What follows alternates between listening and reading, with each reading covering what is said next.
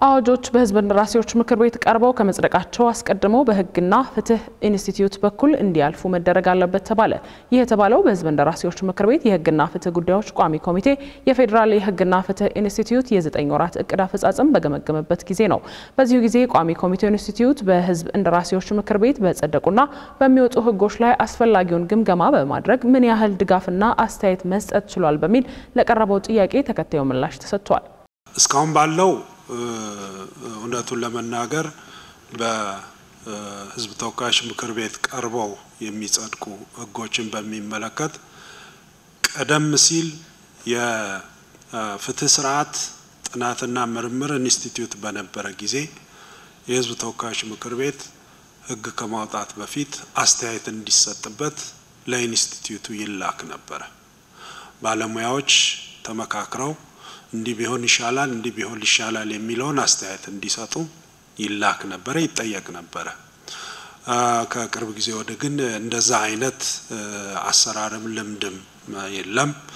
በተወሰነ ደረጃ የህዝብ ውይይት በሚደረግበት ጊዜ የምንጋበዝ ከሆነ በዛ ላይ ከሚኖር አስተዋጽኦ ባለፈ እስካሁን በቅርብ ጊዜ በነበረው የዛ አይነት ሁኔታ የለም። ለምሳሌ በሌሎች ለምሳሌ የኦሮሚያ ክልል ብንወስድ ለምክር ቤቱ አዋጅ ተዘጋጅቶ የተለያዩ አዋጆች ተዘጋጅቶ ከመቅረባቸው በፊት በእነሱ ኢንስቲትዩት በኩል እንዲያልፍ ነው የሚደረገውና በእኛ ሲስተም ግን ከፍትህ ሚኒስቴር ካቢኔ ያያል ከዛ በኋላ ቀጥታ ወደዚህ ይመጣል እንዲህ ያለ ይሄዳልና ለወደፊቱ ተቋሙ በወጣው አዋጅ መሰረት ሴንተር ኦፍ ኤክሰለንስ እንዲሆን ስለሚፈልግ በጣም ብቃትና ችሎታ ያላቸው ባለሙያዎች እዛ ውስጥ እንዲገቡ ስለሚፈልግ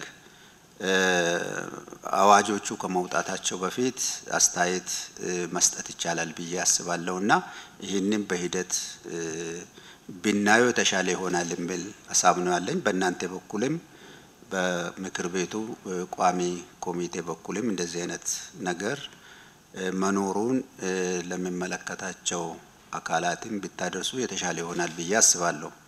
በሌላ በኩል ኢንስቲትዩቱ በህግ ጉዳዮች ካከናወናቸው ጥናቶች አንዱ የሆነውና የፌደራል ፍርድ ቤቶችን አስተዳደራዊ የስልጣን ተዋረድ የተመለከተው ጥናት የት ደረሰ እስካሁንስ ለምን ወደ ትግበራ አልገባም ተብሎ ለቀረበላቸው ጥያቄ አመራሮቹ ተከታዩ ምላሽ ሰጥተዋል። የጥናቱ ውጤት የሚያሳየው የአስተዳደር ስልጣን ተዋረድን በሚመለከት የዳኝነት ስልጣን ተዋረዱ በህግ የተወሰነ ስለሆነ አስቸጋሪ አይደለም። ነገር ግን አስተዳደራዊ የስልጣን ተዋረድን በሚመለከት አንዳንድ ጊዜ የሚነሱ አለመግባባቶች በህጎችም ላይ ግልጽ ያልሆኑ ነገሮች ያሉባቸው ስለሆኑ እሱ መነሻ በማድረግ የሌሎች ሀገራት ልምድ ምንድነው የሚመስለው በተለይ ደግሞ የፌደራል አደረጃጀት ያላቸው ከኛ ጋር ተቀራራቢ የሆኑ ሀገራት ልምድ ምንድነው የሚመስለው ከኛ ሀገር ተጨባጭ ሁኔታ የትኛው ነው የሚበጀን የሚለውን ምክረ ሐሳብ የያዘ ስለሆነ ተጠናቋል። ፍርድ ቤቶች ተወካዮችም ሌሎችም በተገኙበት አውደ ጥናት ላይ ግብአት እንዲሰጡ እኛ ያየነው በዚህ መልኩ ነው። እዚህ ላይ ጎደለ የተጋነነ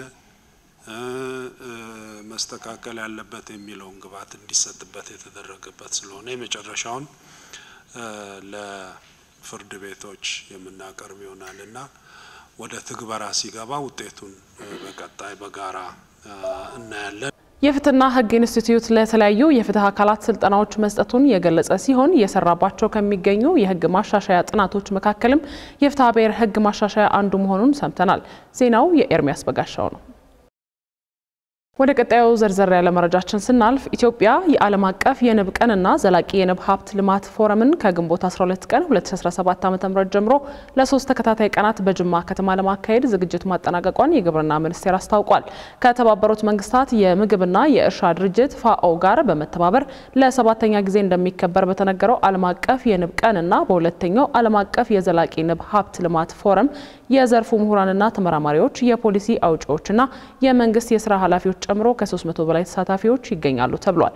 የግብርና ሚኒስትር ዴኤታ ፍቅሩ ረጋሳ ስለ ዝግጅቱ መግለጫ ሲሰጡ ኢትዮጵያ ከ10 ሚሊዮን በላይ የንብ መንጋ እንዳላት ጠቅሰው ይህም በአመት በአማካይ ከ500 ሺህ ቶን በላይ ማር፣ 50 ሺህ ቶን ሰምና 500 ቶን የንብ ሙጫ የማምረት አቅም የሚፈጥርና ከአፍሪካም ቀዳሚ የሚያደርገን ነው ብለዋል።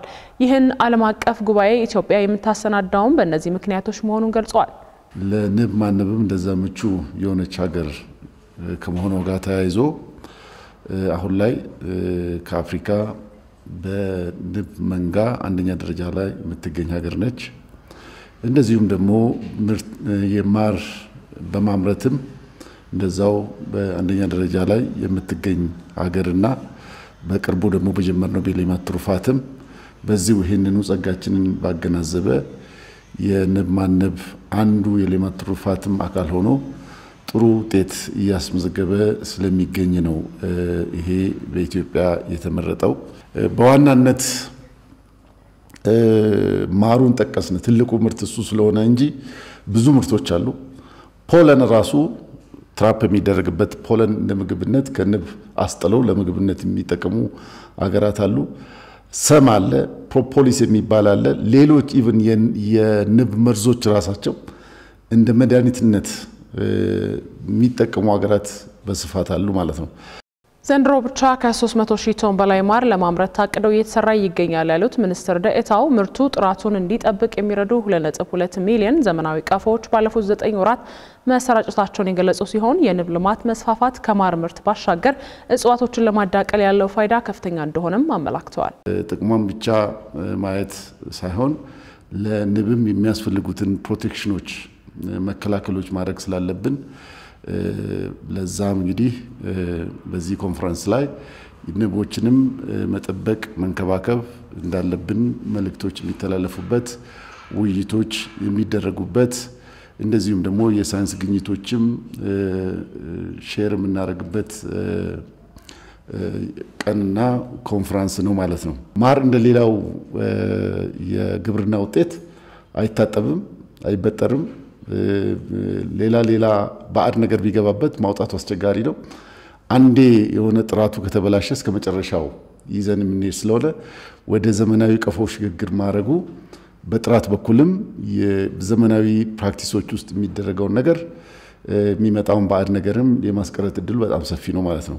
ከግንቦት 12 እስከ 14 2017 ዓ.ም ድረስ ለ3 ተከታታይ ቀናት በጅማ ከተማ በሚካሄደው ዓለም አቀፉ የንብ ቀንና ዘላቂ የንብ ሀብት ልማት ፎረም ከሁሉም ክልሎች የተውጣጡ የተለያዩ የማር አይነቶች በአውደ ርዕይ መልክ የሚቀርቡበትና የንብ ምርት በስፋት በሚገኝባቸው በጅማ ከተማና አካባቢው የመስክ ምልከታ የሚደረግበት ነው መባሉን ጌታሁን አንጭሶ ዘግቧል።